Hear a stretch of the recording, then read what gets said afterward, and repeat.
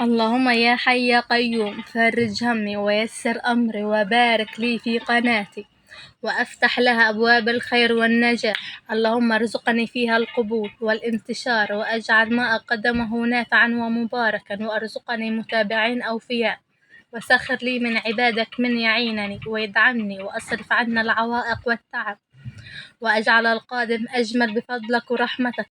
اللهم إن كان في نجاح قناة خيرا لي فسهلها وبارك لي فيها يا رب العالمين. السلام عليكم يا أحلى متابعين. راح اليوم ننقي فلفل أحمر عشان بدنا نعمله فلفل مخروط. هريسة الفلفل في بيحكوا عنها. طبعا احنا بنقول عنه فلفل مخروط أحمر. قبل ما نبدأ الفيديو بنحب نذكركم كالمعتاد ما تنسوا تصلوا على النبي، اللهم صل على سيدنا محمد وكتب الصلاة على النبي. وفي شطة وكمان في فلفل أحمر راح ننقيهم من زرعتنا. وشوفوا ما شاء الله الملوخية، طلع الملوخية ما شاء الله عليها. راح يا ابو حميد بدها نطبخها بكره، الملوخية بدها تنقاية ما شاء الله عليها. هاي 5 مرة بدنا ننقي يا اخوان من زرعتنا الملوخية. افرجيكم ابو حميد ما شاء الله ما شاء الله ما شاء الله زرعتنا.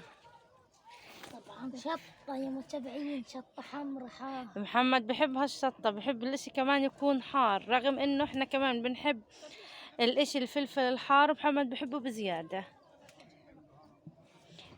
يعني ما شاء الله ما شاء الله، اللهم صل على سيدنا محمد. بركات من خيرات زرعتنا يا اخوان. في شطة يا ابو حميد هنا كي شايفاها من عندي جوا.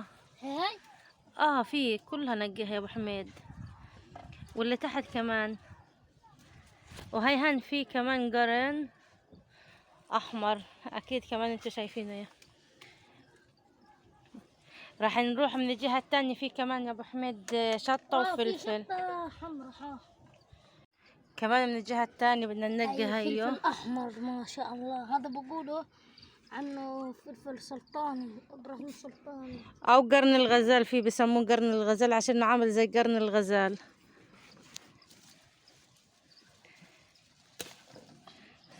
ما شاء الله مكبر قرن الفلفل مثل ما انتوا شايفين. وفي كمان من الجهة التانية في 2 عندك.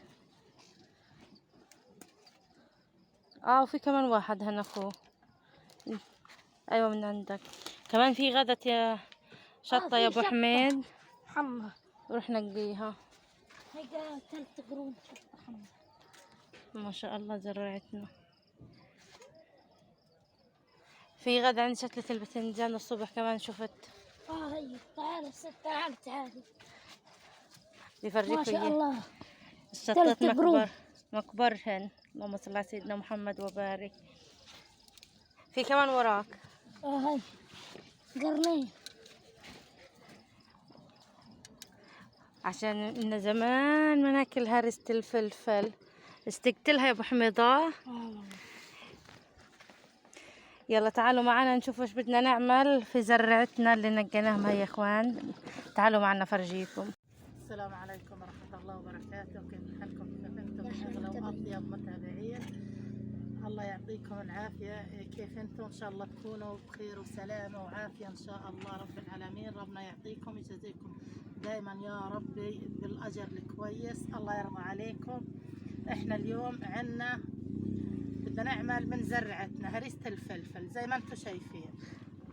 ما شاء الله تقريبا كيلو. ما شاء الله تبارك الله. ربنا يزيد ويبارك، ربنا يزيد ويبارك ان شاء الله. فاليوم بدنا نعمل هريسة الفلفل زي ما انتم شايفين. ايش يا ابو حميد؟ غزاز بقولوا فلفل مخروط.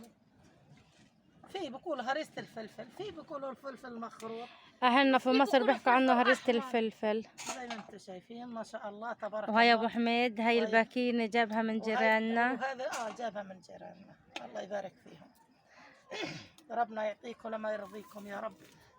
طلع بوسي والنايمة جنب ابو حميد. الرمل الابيض عشانها مستبردة جنب الزرع. اليوم مش نايمة في الزريعة.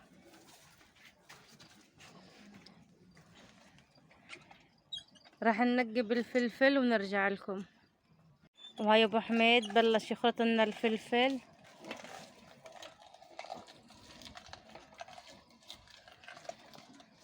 ايوه يا ابو حميد بقول مروه.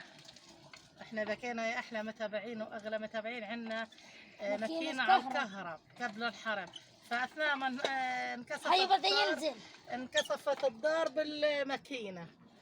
وكانت من ايام جدودنا هذه الماكينه، انا صحيح. بوع عليها وهي كانت عندنا وانا والله صغيره. زمان شرناها والله يعني زمان. من كنا نطحن التراث عليها القديم لحمة. كانت الماكينه، كنا راحت نطحن وراحت مع عليها الدار. لحمة، نطحن عليها فلافل اللي هي طعمية، اخواننا المصريين يقولوا عنها طعمية.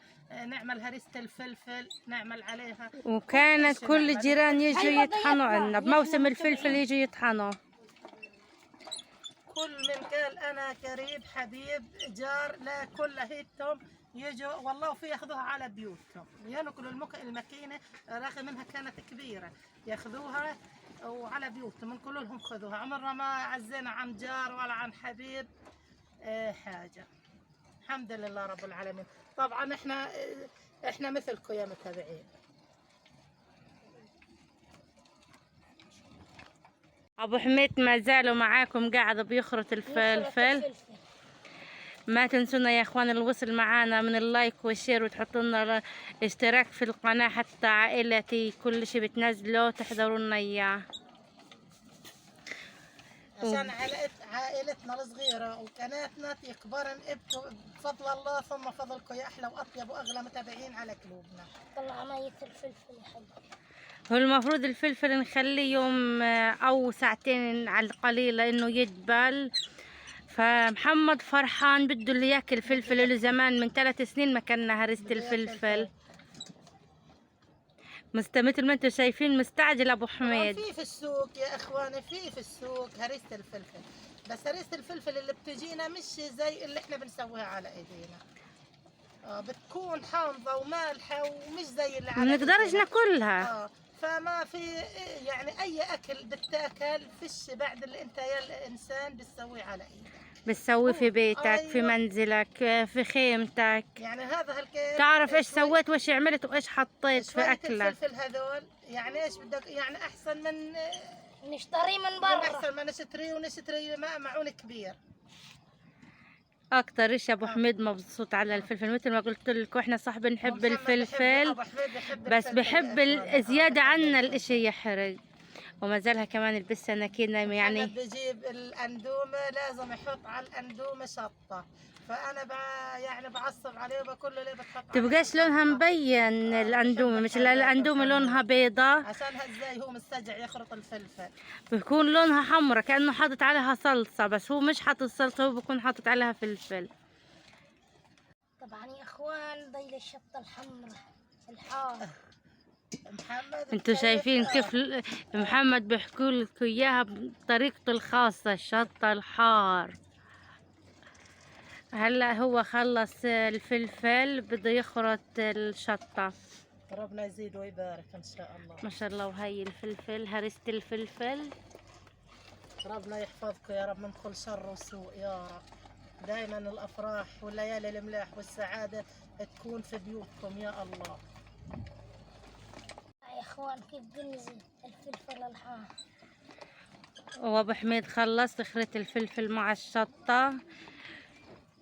اليوم عملنا هرسة الفلفل من انتاج زرعتنا. ما شاء الله تبارك الله. لأول مرة صح يا ابو حميد؟ والله لأول مرة نخرط الفلفل. من كم سنة؟ من 3 سنين.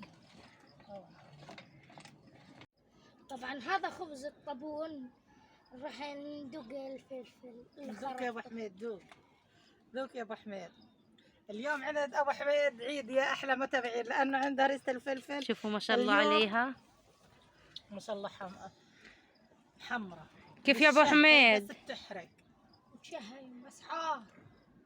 هذا طلبك الاشي الحار. تمسكش عليها شطة، والشطة حار.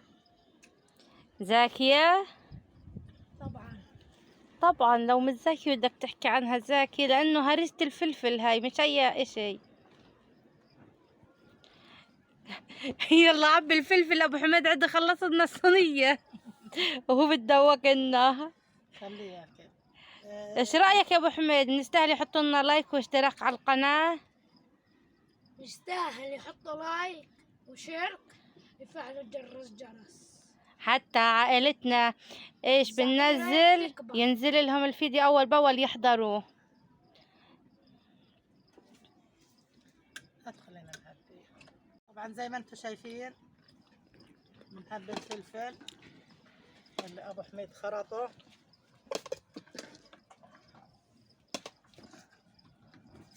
ما شاء الله تبارك الله. طبعا يا متابعين عشان الفلفل ما يعفنش. ما يعفنش عفن ابيض، راح ندير زيت الزيتون. بس يعني معلقتين زيت زيتون عشان ما يعفن. لانه كمان ما في ثلاجه نحطه في الثلاجه، ولازم فالزيت نزيد شوية ملح عليه عشان احنا ما عندنا ثلاجة. اللي عنده ثلاجة ما بقينا نملحه كثير ايام ما عندنا ثلاجات وفريزر. اليوم لازم احنا نملحه عشان الدنيا شوب صيف.